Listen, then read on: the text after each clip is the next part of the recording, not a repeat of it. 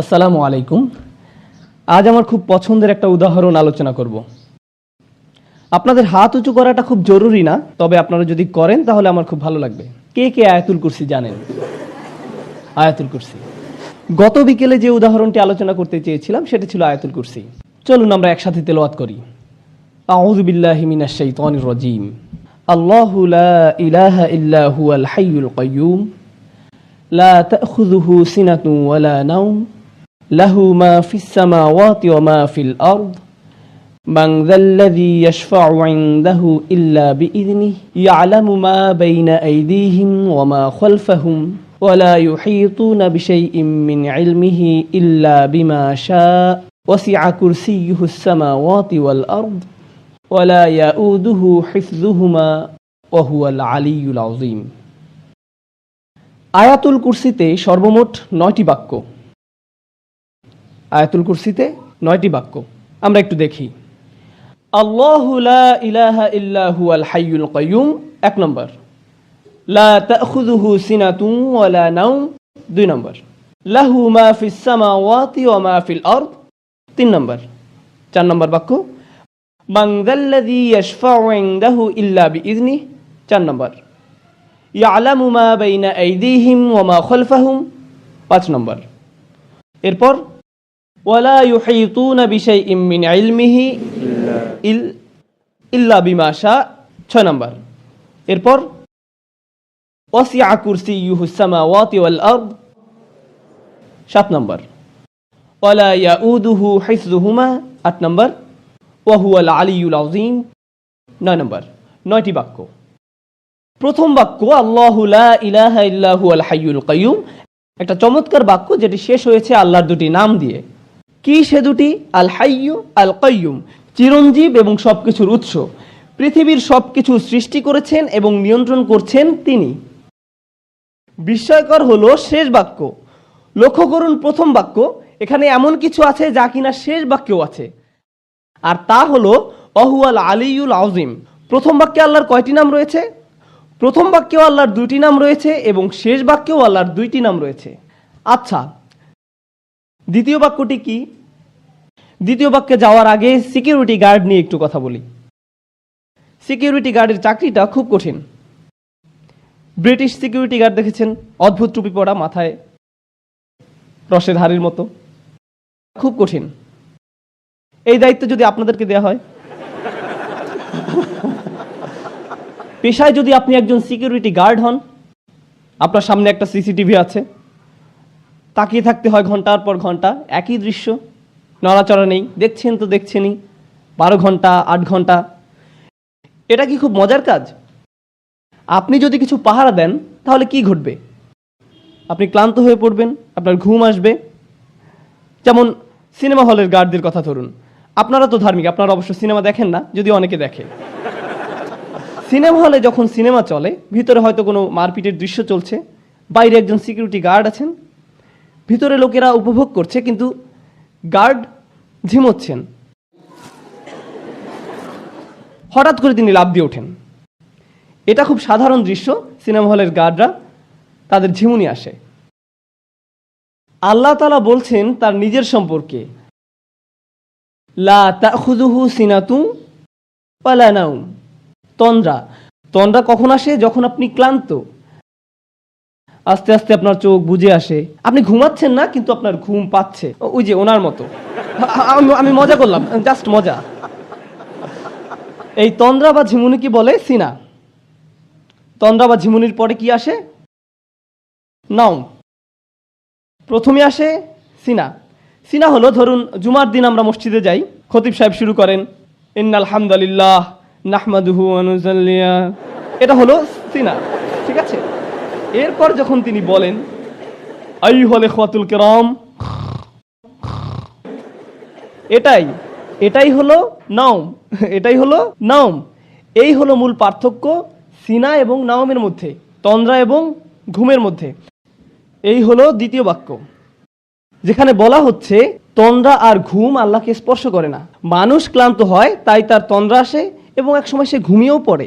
আবার অনেক সময় আমরা বলি না না না আমি ঘুমাইনি, এমনি একটু চোখ বন্ধ করে রেখেছি, এখনই উঠে পড়ব।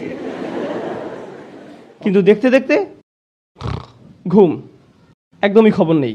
ওকে, এই হলো ব্যাপার। সিনা বা তন্দ্রা নিয়ে আমার খুব ভালোই অভিজ্ঞতা আছে, কারণ পেশায় আমি একজন শিক্ষক। সুতরাং আপনিও যদি শিক্ষকতা করেন তাহলে আপনার ঘুম বিদ্যা বা ঘুম বিজ্ঞানের উপরে মোটামুটি একটা পিএইচডি হয়ে যাবে, কারণ সামনে থেকে আপনি সব ছাত্রের চেহারা দেখতে পান। মেটাল ডিটেক্টর দিয়ে মানুষের শরীর চেক করতে দেখেছেন নিশ্চয়ই, সেভাবে ছাত্রদের ব্রেনও আপনি চেক করতে পারবেন, ক্লাসের ফাঁকে ফাঁকে মাঝে মাঝে মাথাটা একটু উপর নিচ করে নিলেন।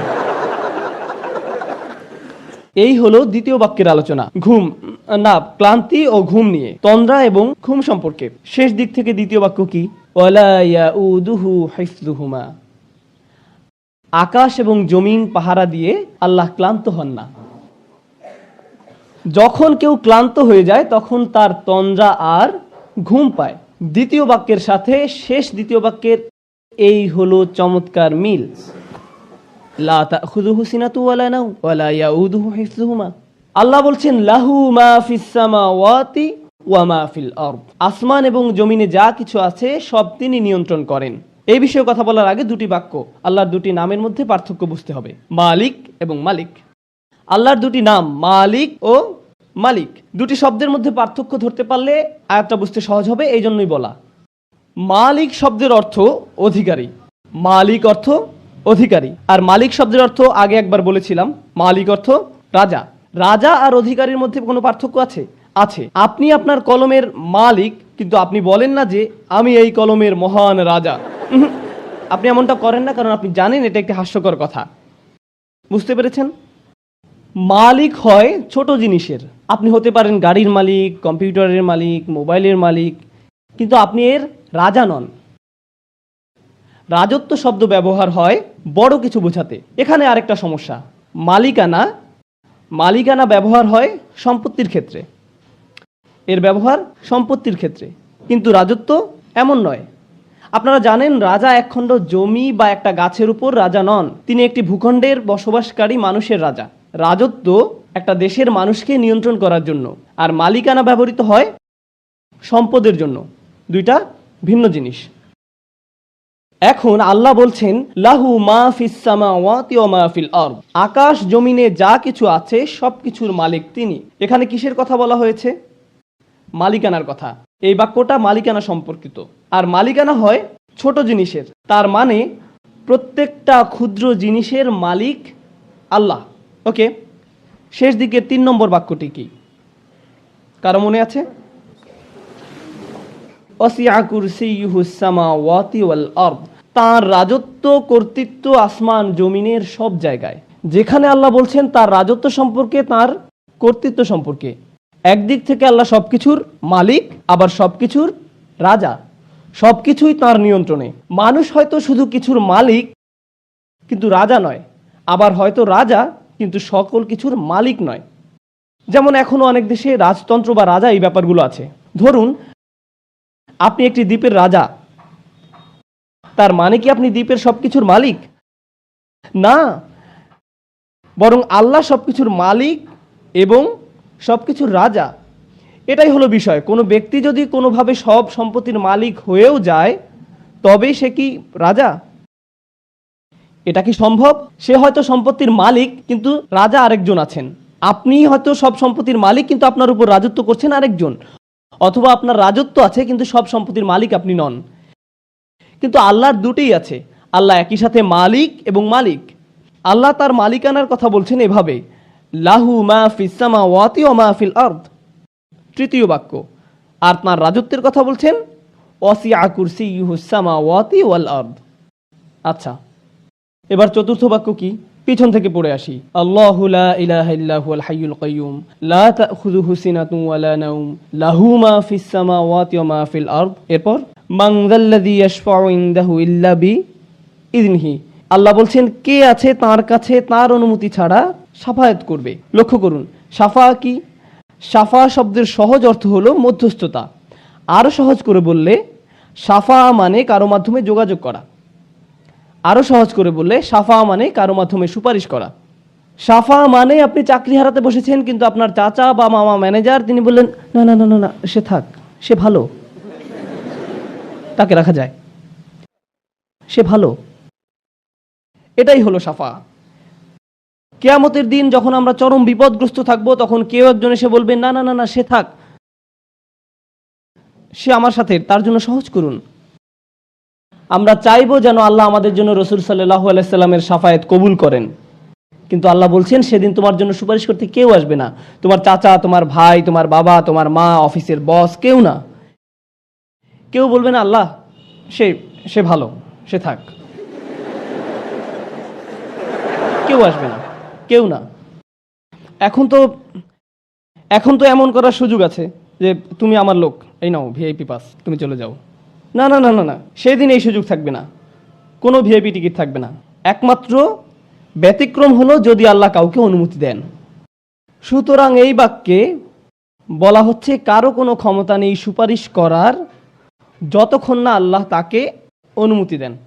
কেউই সুপারিশ করতে পারবে না, কিন্তু একটু ব্যতিক্রম আছে। সেই ব্যতিক্রমটাই হচ্ছে গুরুত্বপূর্ণ। সেই ব্যতিক্রমটা হলো কি, যদি আল্লাহ অনুমতি দেন। বুঝা গেল? আচ্ছা, ওয়ালা ইউহিতুনা বিশাইইম মিন ইলমিহি, তারা কিছুই জানে না, তারা তার জ্ঞানের পরিধির কিছুই জানে না, ইল্লা ছাড়া, বিমা শা। চতুর্থ এবং ষষ্ঠ বাক্য দুটোই হলো আল্লাহর ঘোষণা এবং ব্যতিক্রম হিসাবে তার দেয়া সুযোগ সম্পর্কে। তার ঘোষণা হলো কারো সুপারিশ করার ক্ষমতা নেই, কিন্তু ব্যতিক্রম হলো যাকে আল্লাহ অনুমতি দেন। তাদের কোনো জ্ঞান নেই, কিন্তু ব্যতিক্রম হলো যাকে তিনি জ্ঞান দিতে চান সে। অন্যথায় তারা কিছুই জানে না। ওয়ালা ইউহিতুনা বিশাইইম মিন ইলমিহি ইল্লা বিমা শা। চতুর্থ আর ষষ্ঠ বাক্যের এই হলো চমৎকার মিল। প্রথম আর নবম বাক্য, দ্বিতীয় আর অষ্টম, তৃতীয় আর সপ্তম, চতুর্থ আর ষষ্ঠ। কি বাকি আছে? মধ্যের বাক্য। তিনি বলছেন ইয়ালামু মা বাইনা আইদিহিম ওয়া মা খালফাহুম। তিনি বলছেন তিনি মানুষের সামনে এবং পেছনে যা আছে সব জানেন। তিনি জানেন আয়াতের পেছনে যা ছিল এবং সামনে যা আছে। তিনি আয়াতের মাঝখানে এই বাক্যটা দিলেন আর বলছেন সামনে পেছনে যা আছে আমি জানি। কে এভাবে বলতে পারেন? কে পারেন? সুবহানাল্লাহ। এভাবেই আল্লাহ তার কথা বলেন, এভাবেই আল্লাহ তার বক্তব্য তুলে ধরেছেন। কেন আমরা বুঝতে পারি না? সমস্যাটা কোথায়? কারণ আমরা কোরআনকে একটা সাধারণ বইয়ের মতো পড়ে যাই, আমরা একটা সাধারণ লেখার মতো পড়ে যাই। আমরা গণনা করি 1 2 3 4 5 6 7 8 9। সাহাবায়ে কেরামরা কি এমনটা করেছেন? নাকি রাসূল সাল্লাল্লাহু আলাইহি ওয়াসাল্লাম তাদেরকে বলেছেন লক্ষ্য করো বাক্য নম্বর 1, বাক্য নম্বর 9, 2 নম্বর আর 8 নম্বর, 3 নম্বর আর 7 নম্বর? না, কারণ তিনি শুধু কোরআন বলে গেছেন, বক্তব্যের মতো তিনি শুধু কোরআন বলে গেছেন। আজ আমরা এটা দেখতে পাই যখন সাহাবায়ে কেরামরা এটা লিখে গেছেন। কোরআন সকল বক্তব্যের চেয়ে সম্পূর্ণ নির্ভুল, এমনকি এটা বক্তব্য হওয়া সত্ত্বেও। আর কখন ভুল হওয়ার সম্ভাবনা বেশি থাকে? কিছু লিখলে না বললে। একবার কিছু লিখে ফেললে আর সেটা ফেরানোর উপায় নেই। যেমন ইউটিউবে একবার কিছু আপ করে ফেললে যা হয় আর কি। ধরুন যদি আপনি কাউকে একটা খারাপ মেইল লিখলেন, এরপর পাঠানোর আগে ভাবলেন এটা পাঠানো ঠিক হবে কিনা, এরপর ঈদ মুবারক লিখে পাঠিয়ে দিলেন। একবার সেন্ড করে দিলে আর ফেরাতে পারবেন না। পাঠিয়ে দিলেন তো দিলেনই, এরপর আর পাল্টানোরও সুযোগ নেই বা ফেরানোরও কোনো সুযোগ নেই।